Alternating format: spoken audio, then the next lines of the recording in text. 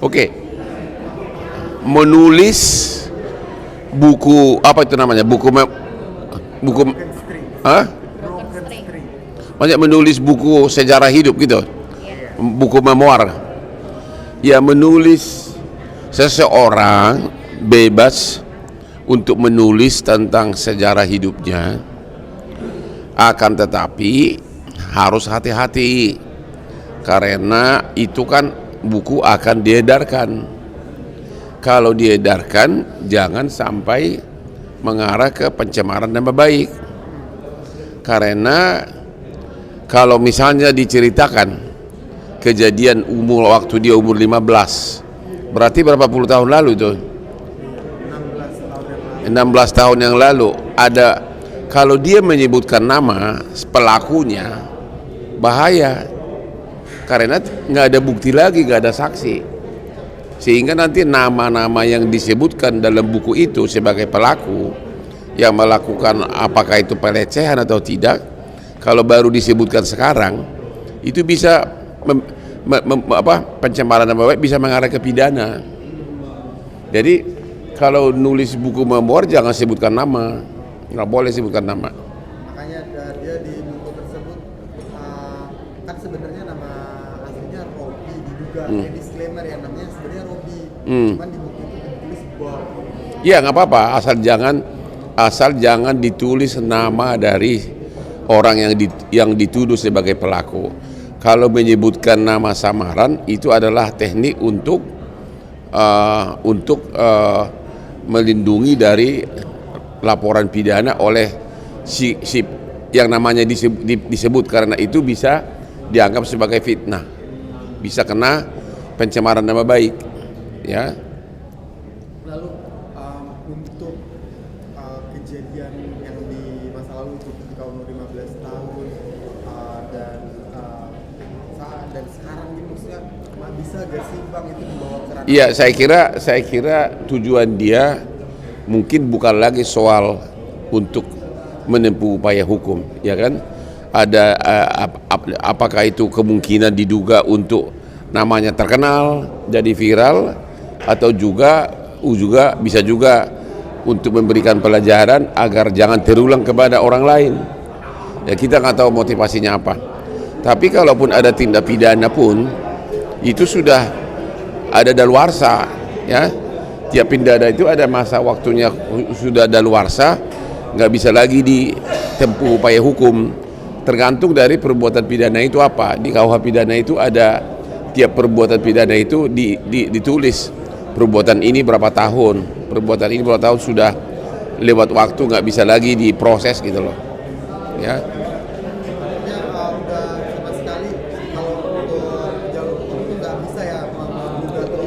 Enggak, saya kurang yakin 15 tahun lalu ada buktinya. Kan hukum itu kan menyangkut pembuktian. Makanya kalau sebutkan nama tapi tidak ada bukti, bisa malah backfire gitu loh, ya. Bisa kena apinya dia malah kena gitu loh. Penjelasan tentang pasal-pasal yang dikenakan untuk child grooming itu apa aja sih Bang? Child grooming. Ya, dulu itu kan Undang-Undang Perlindungan Anak belum ada, ya mungkin pakai KUH pidana yang lama, ya kan, karena itu kan udah 15 tahun lalu kan. Undang-Undang Perlindungan Anak kan baru terbit, jadi pakai KUH pidana ada, ya. Tapi saya yakin udah lewat waktu itu kalau udah 15 tahun. Biasanya tindak pidana seperti itu kalau nggak salah antara 12 sampai 15 tahun, pastinya saya nggak ingat. Bukan, Undang-Undang Perlindungan Anak belum ada, jadi pakai adalah KUH pidana yang lama, ya, yang sudah kemarin tidak berlaku lagi sejak 1 Januari 2026. Ya, kalau dasarnya itu pun sudah lewat waktu, mungkin sudah lewat waktu karena sudah 15 tahun, harus dicek pasalnya. Yang kedua, saya kira untuk mencari bukti sudah impossible, ya. Jadi makanya dipertanyakan motivasinya apa.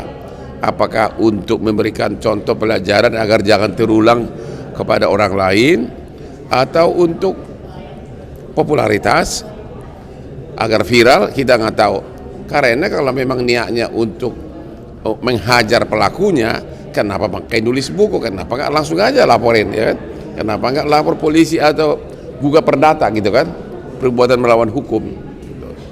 Lalu Bang, ada ceritanya dulu pada tahun 2013 orang tua dari Aureli ini sempat mendatangi Komnas PA yang dipimpin oleh Kak Seto. Ya. Lalu Kak Seto tuh merespon Komnas PA yang dipimpin Kak Seto itu tuh merespon hanya ya udahlah itu kan anak muda gitu, akhirnya nggak diproses lebih lanjut sama Komnas PA. Mungkin menurut abang itu kenapa bang? Apakah salah satunya kendala dari pasal yang berbeda? Atau mungkin nggak ada buktinya kali, nggak tahu lah. Ya kenapa tidak ditanggapi? Ya mungkin nggak ada buktinya. Saya nggak tahu. Lu jangan tanya gue dong. Gue nggak tahu kenapa. Ya. Tapi abang menyayangkan nggak waktu itu kejadian seperti itu ke?